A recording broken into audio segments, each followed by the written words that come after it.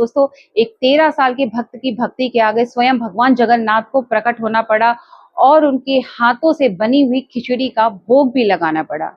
ये कहानी है भक्त कर्मा बाई की, जो बचपन से ही भगवान श्री कृष्ण की परम भक्त थी और भगवान श्री कृष्ण को अपने पुत्र के रूप में पूजती थी। वो हमेशा भगवान श्री कृष्ण से ऐसे बातें करती थी जैसे कि वो उनके पुत्र हों और सदैव से उनके घर में वास कर रहे हों और हमेशा से उनके घर में वास करते हैं।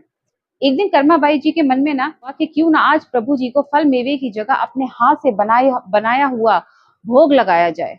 तो उन्होंने अपनी इच्छा प्रभु जगन्नाथ जी के सामने प्रकट करी। भगवान तो हमेशा प्रेम के भाव के ही भूखे होते हैं, सो उन्होंने कहा कि माँ, आपने जो बनाया हो ला दीजिए, मुझे बहुत भूख लगी है। तो कर्मा बाई जी ने उन्हें खिचड़ी दी खाने को। प्रभु जगन्नाथ जी खिचड़ी को बड़े चाव से खा रहे होते हैं और वहीं बैठकर कर्मा बाई जी उन पर पंखा झलने लगी, कहीं गरम खिचड़ी से मेरे प्रभु का मुख ना जल जाए। खिचड़ी खाने के बाद प्रभु बोले कि माँ, आनंद आ गया, आज से तुम रोज खिचड़ी बनाया करना, मैं रोज यहीं आकर खिचड़ी खाकर चला जाया करूंगा। अब तो कर्मा बाई का ना नित्य यही नियम बना लिया। वो रोज सुबह उठती, सबसे पहले प्रभु को खिचड़ी बनाती, प्रभु दौड़े दौड़े आते और खिचड़ी का भोग खा के वापस चले जाते। एक दिन क्या हुआ, वहां से एक महात्मा गुजरे, उन्होंने देखा कि माता जी खिचड़ी पका रही हैं सुबह सुबह। तो उन्होंने माता जी से कहा कि माता जी, आप सुबह सुबह खिचड़ी पका रही हैं, ना स्नान किया ना पूजा पाठ करी। तब कर्मा बाई जी बोले, क्या करें महाराज, जिस प्रभु की पूजा अर्चना ये सारा संसार करता है वही सुबह सुबह आते हैं भूखे, बस उन्हीं के लिए भोग बना रही हूँ। तब जब महात्मा जी ने इतनी बात सुनी तो वो बोले, लगता है कर्मा बाई जी की ना बुद्धि फिर गई है। वो तो ऐसे कह रही हैं जैसे कि महाराज जगन्नाथ स्वयं इनकी खिचड़ी के लिए भूखे बैठे हैं। फिर महात्मा जी ने उन्हें समझाया और कहा कि माता जी, आप भगवान को ना अशुद्ध कर रही हैं, आप पहले स्नान करो, रसोई की सफाई करो, उसके बाद भोग बनाओ। अगले दिन कर्मा बाई जी ऐसी करती हैं। जब वो स्नान कर रही होती हैं तो प्रभु आते हैं और कहते हैं कि माँ, लाओ मेरी खिचड़ी, बहुत भूख लगी है। तो कर्मा बाई जी कहती, प्रभु रुको, मैं स्नान कर रही हूँ।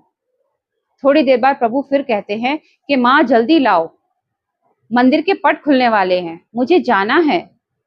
तो माँ कहती हैं कि प्रभु बस थोड़ी देर और रुकिए, मैं रसोई की सफाई कर रही हूँ। अब प्रभु जगन्नाथ महाराज जी सोचते हैं कि आज माँ को क्या हुआ, वो पहले तो ऐसा नहीं करती थी। जब कर्मा बाई जी खिचड़ी लाई, उन्होंने जल्दी जल्दी खिचड़ी खाई और बिना पानी पिए वहां से चले गए। लेकिन उस दिन ना उस खिचड़ी में वो भाव नहीं था, वो स्वाद नहीं था। जब वो बाहर जा रहे थे तो उन्होंने एक महात्मा को देखा और वो सारी बात समझ गए कि जरूर इस महात्मा ने ही मेरी माँ को उल्टी सीधी पट्टी पढ़ाई है। जैसे ही जगन्नाथ मंदिर के पुजारी मंदिर के पट खोलते हैं तो वो देखते हैं कि प्रभु के मुख पर खिचड़ी लगी हुई है। तो पुजारी जी ने पूछा, प्रभु आपके मुख पर ये खिचड़ी कैसी लगी है? तब प्रभु बोले कि मेरी माँ कर्मा बाई रोज मेरे लिए खिचड़ी का भोग बनाती है, मैं वहीं खाने जाता हूँ, ये उसी का दाना शायद मुंह पर रह गया है। तुम माँ कर्मा बाई के घर पर जाओ और वहां एक महात्मा ठहरे हुए हैं, उन्होंने मेरी माँ को उल्टी सीधी पट्टी पढ़ा रखी है, उन्हें जाकर समझाओ। पुजारी जी सारी बात जाकर महात्मा जी से कहते हैं और वो कहते हैं कि भगवान तो सिर्फ प्रेम भाव के भूखे हैं। अब महात्मा जी घबरा गए और घबरा कर वो कर्मा बाई के पास जाते हैं और उनसे माफी मांगते हैं। वो कहते हैं, माता जी माफ करो, ये नियम तो हम साधु संतों के लिए है, आप तो जैसे रोज जिस भाव से भगवान के लिए खिचड़ी बनाती हो उसी भाव से खिचड़ी बनाओ और उन्हें खिलाओ। एक समय बाद कर्मा बाई जी की मृत्यु हो गई, वो इस लोक को छोड़कर निज लोक चली गई। उस दिन जब जगन्नाथपुरी में पुजारी जी ने मंदिर के पट खोले तो उन्होंने देखा कि प्रभु की आंखों में आंसू बह रहे हैं, वो रो रहे हैं। तो पुजारी जी ने पूछा कि प्रभु आप क्यों रो रहे हैं, क्या बात हुई? तो प्रभु बोले, आज मेरी कर्माबाई जी इस लोक को छोड़कर निज लोक चली गई हैं, अब मुझे खिचड़ी कौन खिलाएगा? तब पुजारी जी बोले, प्रभु आज के बाद आपको कभी भी माँ की कमी महसूस नहीं होगी, अब आपको सबसे पहले खिचड़ी का भोग लगाया जाएगा। तभी से भगवान जगन्नाथ जी को सबसे पहले मंदिर में खिचड़ी का भोग लगाते हैं। तो वो कहते हैं ना कि भक्तों हमेशा भगवान सिर्फ प्रेम भाव के भूखे होते हैं, उन्हें किसी भी तरह का दिखावा करने की जरूरत नहीं है।